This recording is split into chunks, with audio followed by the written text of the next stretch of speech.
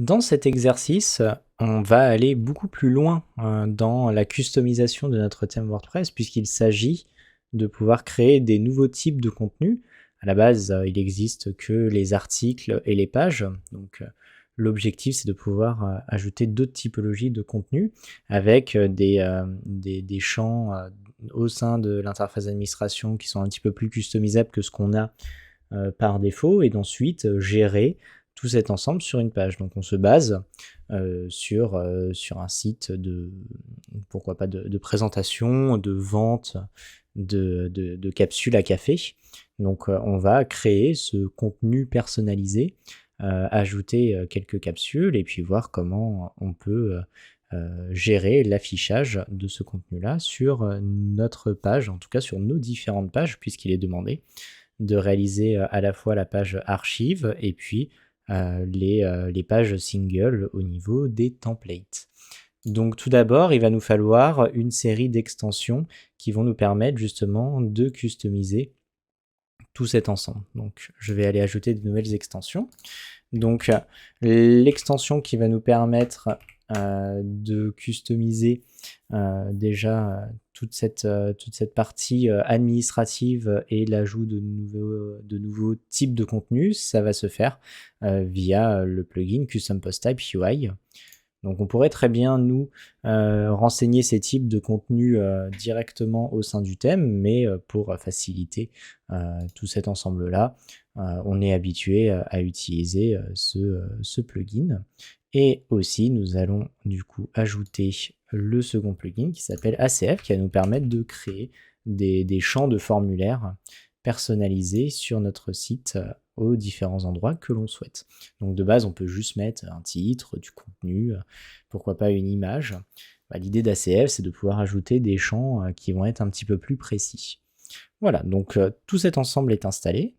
Je vais tout d'abord créer mon nouveau type de contenu qui va s'appeler capsule. Donc au niveau de CPT UI, je vais aller dans la partie consacrée au post type. Et donc là, on me propose directement d'ajouter un nouveau post. Donc on voit qu'il y a beaucoup de réglages. Nous, on va s'intéresser qu'à certaines typologies de réglages. Hop, donc ce qui nous intéresse, c'est cette partie du haut. Donc moi, je vais l'appeler capsule, puisqu'il va s'agir de nos capsules à café. Voilà. Donc après, si on souhaite vraiment customiser toute l'interface, on peut prendre le temps de remplir l'ensemble de ces éléments. Nous, c'est pas ce qu'on va faire là dans l'immédiat. On n'a pas besoin d'avoir ces éléments-là. Par contre, ce qui va être important dans les petits réglages qui viennent après, c'est de bien cocher le fait que l'on souhaite qu'il y ait une archive de cette page. Donc l'archive pour WordPress, c'est vraiment la page avec les petits numéros de page en bas, etc., un peu comme un blog qui permet d'afficher la liste de l'ensemble des éléments. Donc il est important que ce réglage-là soit bien défini sur vrai. Et après, on n'a pas besoin de faire d'autres réglages spécifiques. Là, pour l'instant, en tout cas dans le cadre de l'exercice, ce n'est pas nécessaire. Et donc après, je pense à ajouter le post tout en bas. Et donc, ici, maintenant, on voit qu'il y a un menu capsule qui est apparu. Et donc, on peut ajouter des nouvelles capsules. Et donc là, on retombe sur une interface qui nous permet justement d'ajouter notre titre, notre contenu, notre image à la une, etc. Bon, ensuite, pour un café, en soi, on aurait besoin d'un petit peu plus d'éléments. Savoir sa force, savoir sa taille, c'est des choses qui peuvent être intéressantes à avoir comme information pour l'utilisateur. Donc on va ajouter des champs customisés qui vont nous permettre de renseigner plus facilement ces informations. Et donc ça va se faire avec le plugin ACF. Donc en cliquant dessus, je vais ajouter un nouveau groupe de champs. Voilà. Et donc là, on est sur une interface qui va nous permettre de customiser tout cet ensemble. Donc mon premier champ, ça va être un champ, on va dire, pourquoi pas de chiffres, où on va lui demander la force du café. Donc on va pouvoir le renseigner ici. Donc là, je l'écris en français, mais ensuite, libre à vous, hein, selon le site, de l'écrire comme vous le souhaitez. Voilà. Donc je lui donne un nom, ce nom est très important puisque c'est ce nom-là dont on va se resservir dans notre thème pour créer notre interface customisée. Donc retenez bien cette partie-là ou revenez dans le réglage ACF pour retrouver cette notion-là. Voilà, donc là j'ai ajouté un premier champ de nombre. Donc au niveau de la validation, on pourrait mettre aussi une taille minimale et maximale. Donc, par exemple, on pourrait avoir un café de force 1 au minimum et 12 au maximum. Voilà. Je peux ajouter un autre champ à présent. Donc là, je vais prendre un champ plutôt de type radio. Et donc là, ce que je vais lui demander, c'est la taille du café. Voilà. Donc là, pareil, je lui donne un nom ici. Et donc là, par exemple, pour un champ radio, donc c'est une liste c'est une liste avec différentes options qui sont disponibles. Je vais pouvoir lui donner une structure de label, donc en tout cas ce qui va être affiché dans l'interface d'administration et ce qu'on va récupérer au niveau du thème. Donc après on peut mettre exactement les mêmes valeurs hein, si c'est pas voué à changer. Donc là par exemple je vais mettre ristretto comme ceci, voilà. Et donc là, c'est vraiment la même valeur. En général, on met une valeur et un label qui sont différenciés quand c'est des noms qui sont assez longs. Mais là, comme c'est des petits noms, en fait, on va garder exactement les mêmes. Donc là, on va prendre la partie espresso. Hop, et pourquoi pas un lungo. Voilà, comme ceci. On n'est pas obligé de mettre une valeur par défaut. Voilà. Et donc là, on a fait notre première partie déjà de customisation avec la force du café et la taille du café. Maintenant que ceci est fait, dans les settings juste en dessous, je vais juste lui indiquer où est-ce que ces champs doivent être affichés dans l'interface d'administration.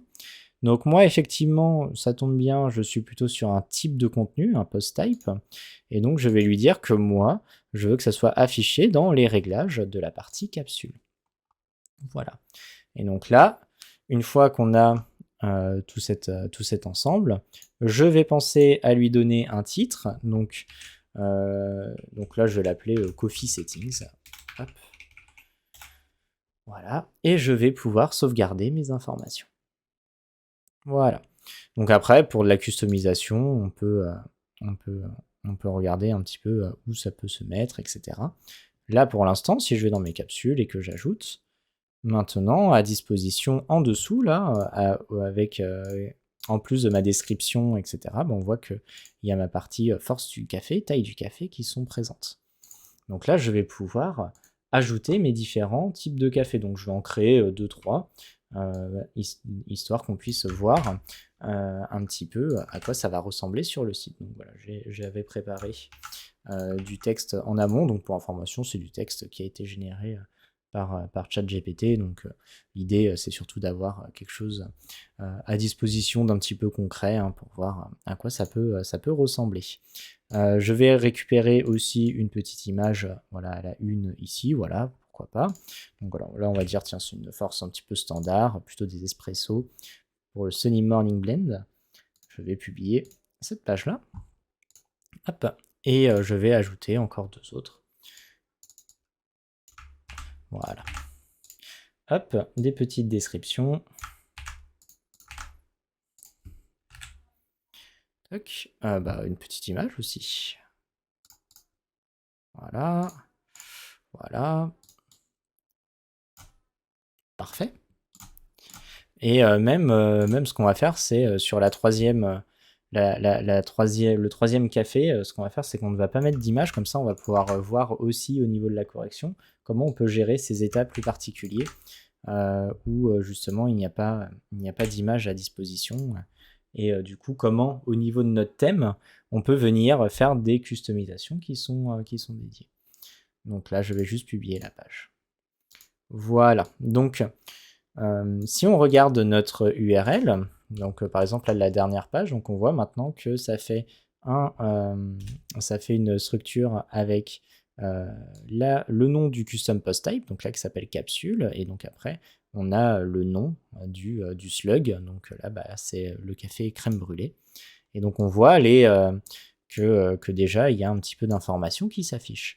Et si je reviens dans capsule, et bien là, on voit d'ores et déjà qu'il y a les 3 capsules qui se sont affichées. Les informations des 3 capsules sont affichées, etc. Donc ça pourrait mériter un petit peu de mise en page, etc. Donc c'est là où on va s'intéresser à tout ça. Donc le truc, c'est que pour l'instant, c'est lié à archive.php. Donc aussi bien nos capsules que nos articles auraient la même interface.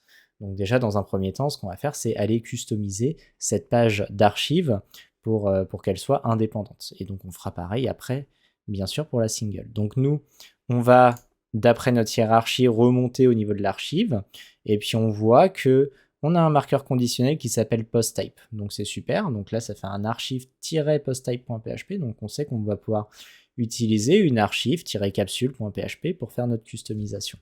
Donc c'est ce qu'on va aller faire au niveau de notre code ici. Donc au niveau de notre CoffeeTheme, je vais créer un nouveau fichier que je vais appeler archive-capsule.php. Et donc là, je peux recopier le contenu de l'archive pour avoir déjà une base de travail. Super. Donc par exemple, moi je dis j'ai pas besoin de la sidebar, je vais la retirer de suite. Voilà. Et comme ça, maintenant, si je viens recharger ma page de capsule ici, je suis maintenant lié à l'archive-capsule.php. Donc on voit que le nom du slug ici, là, du post-type, revient bien ici. Donc ça veut dire que notre lien a fonctionné. Et donc là, maintenant, on a toute une interface qui est dédiée et qui va nous permettre de structurer nos éléments. Donc on voit qu'il y avait déjà pas mal d'informations par défaut. Donc avec le nom de l'archive, s'il y avait une description à l'archive éventuellement, etc. Donc ça, on peut le laisser, ça ne nous intéresse pas dans le cadre de cet exercice, mais ça pourrait être une partie customisable. Mais ensuite, on retrouve notre fameuse boucle while I've post the post qui permet d'afficher les différents contenus. Donc on va pouvoir s'y intéresser. Ensuite, plus bas, on a une partie navigation qui a été générée par le thème blanc, qui permet voilà, d'avoir déjà une pagination qui est en place correctement. Donc voilà, après, il y a une condition qui dit s'il n'y a pas de post qui existe, ça affichera un contenu spécifique. Donc nous, on va s'intéresser voilà, à la structure qu'il peut y avoir à l'intérieur de cette boucle-là.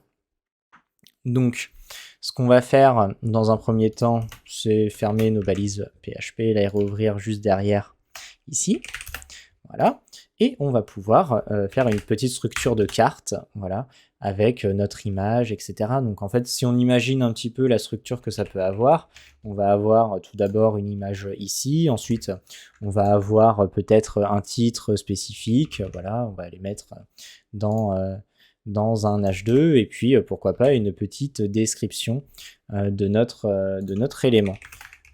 Donc là, tout ça, c'est des choses qu'on peut récupérer. Alors peut-être même pas une description de nos éléments, ce qu'on pourrait faire même juste, c'est d'afficher la force du café, pourquoi pas, et la taille du café. Comme ça, on pourrait cliquer avec un lien après pour accéder à la description. Donc voilà, on va mettre un petit lien ici. Donc tout cet ensemble-là, on vient le gérer avec nos fonctions d'usage de WordPress, the title, the content, the permalink, the post thumbnail. Voilà, c'est des petits marqueurs qui, à force de répétition et d'usage, on prend l'habitude de les mettre en place facilement au sein de notre thème. Donc, ce que je vais faire, du coup, c'est les appeler une par une. Donc, tout d'abord, pour notre image, je vais faire un the post thumbnail. Hop. Voilà. Donc là, en fait, ce que ça va faire, son rôle, c'est que ça va appeler l'image directement sur le site. Donc là, on voit maintenant qu'il n'y a plus que nos deux images, puisque le troisième post n'a pas d'image. Là, on se dit, c'est dommage, parce que s'il n'y avait que les images qui étaient prévues, ça veut dire que là, on se retrouve à un moment où il n'y a pas ce que l'on souhaite, et on ne pourrait pas voir tous les posts, toutes les capsules, s'il n'y a pas l'image. Donc ce qu'on peut faire aussi, c'est créer une condition qui permettrait justement de gérer ce phénomène-là. Donc il existe des petites fonctions qui viennent en complément et qui permettent de vérifier ce comportement-là. Donc là, par exemple, on a la fonction asPostThumbnail, il existe asTitle, etc., qui permettent de vérifier l'existence justement d'une image à la une au sein de notre interface d'administration. L'avantage de la documentation WordPress, c'est qu'elle est entretenue par la communauté et qu'aussi on va pouvoir facilement retrouver des exemples de la façon dont on va l'utiliser. Donc ça, c'est plutôt pratique quand on ne sait pas trop comment se servir des fonctions au préalable. Donc, par exemple, je peux travailler ma condition ici. Hop. Donc, if as post thumbnail. Voilà. Tac. Et bah, à ce moment-là, je l'appelle. Et sinon, je vais appeler, moi, ma propre image. Donc, ici, je vais faire un écho. Hop. Et je vais baliser mon HTML avec une source d'image dédiée. Ici, hop. Voilà, avec une balise alternative. Voilà, default coffee image. Voilà. Quelque chose comme ça. Et donc, ensuite, on pourrait très bien se dire qu'on peut aller chercher une image qui existerait dans notre thème. Donc, à ce moment-là, moi, je peux créer un nouveau dossier images, mettre une image à l'intérieur, ici. Hop.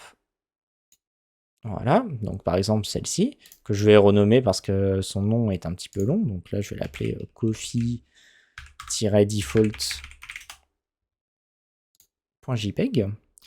Et donc à ce moment-là, on peut aller chercher l'image. Donc on peut utiliser des fonctions PHP, notamment. Donc voilà, donc là par exemple, je peux concaténer cet ensemble, get templates directory URI. Donc là, étant donné qu'on est dans un thème qui est notre propre thème, ce n'est pas un thème enfant. Donc c'est pour ça qu'on fait le get template directory et pas un get template style sheet notamment.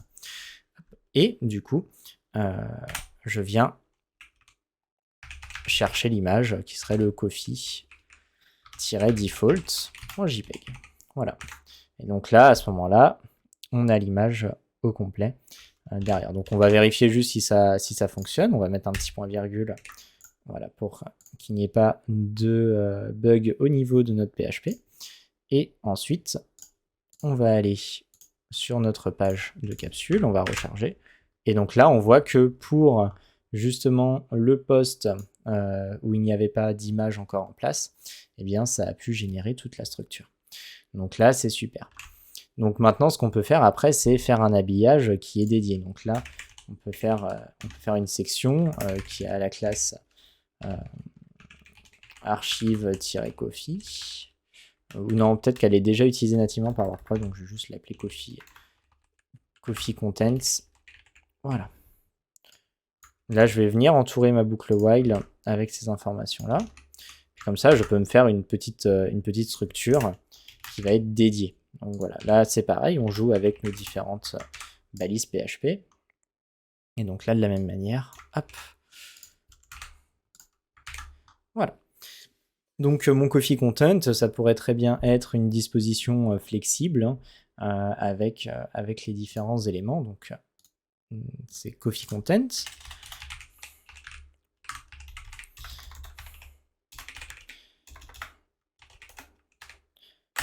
Donc on va reprendre des informations de base, hein, max width 1200 pixels, pourquoi pas. Une margin automatique. Un petit peu de padding pour la partie responsive, juste pour pas que ça soit collé. Et ensuite, on va pouvoir utiliser un display flex. Voilà, tout simplement. Et derrière, du coup, ce que je peux faire, c'est faire un coffee content qui vient chercher nos différentes divisions. Et je peux faire un flex basis à 50% par exemple, ou même juste là pour forcer le trait, on va juste mettre une width tout de suite à 50%. Donc voilà, on peut commencer à travailler avec ces différents éléments-là. On va mettre un peu de gap. Voilà. Et donc là, si je recharge, voilà, on commence à avoir une structure qui est cohérente pour nos différents éléments. Hop. Donc là, on a mis en place cette première phase. Voilà. Et donc, on pourrait ajouter le titre, le lien pour accéder aux différents éléments, et puis justement notre force et notre taille de café. Donc ici, on a notre partie avec notre titre. Donc là, tout simplement, on va faire un echo the title, ou même the title tout court d'ailleurs. Normalement, ça fait l'affichage de lui-même. Hop. Voilà, là c'est fait. Alors ce qu'on pourrait même faire, c'est l'entourer, lui, de la balise de lien. Hop, ou même pas, non. Même pas. On va faire un petit bouton en dessous, ça sera très bien. Hop, voilà. Donc là, à l'intérieur de mon lien, je vais faire un the permalink.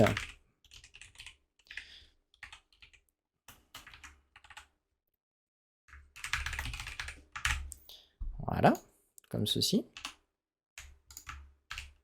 Voilà. Et donc là, j'ai mon lien qui permet, hop, ici, de venir cliquer sur ma page single.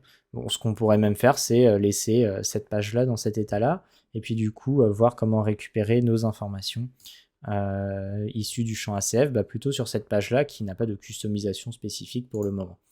Donc voilà, donc là, j'ai fait ma petite mise en page qui est dédiée. Donc après, avec un peu plus de CSS, on peut aller beaucoup plus loin.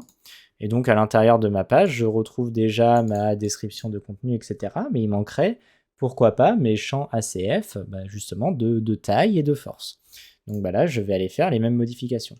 Donc une nouvelle fois, là, ça sera encore plus visible si on gardait le même template, puisque les champs ACF n'appartiennent qu'aux capsules. Donc là, il va falloir faire attention à notre single.php, il va falloir créer aussi un template customisé qui sera du coup notre template de capsule juste ici. Donc là, si on reprend notre template hiérarchie,